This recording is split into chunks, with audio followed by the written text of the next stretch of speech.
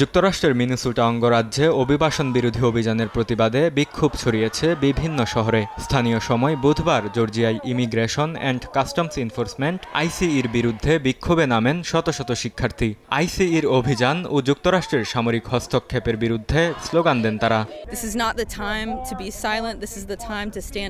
এক নির্দোষ মানুষকে আইসিই অভিযান চালিয়ে গুলি করে হত্যা করেছে। আমরা চাই তরুণরা ঐক্যের সঙ্গে একসাথে দাঁড়াক।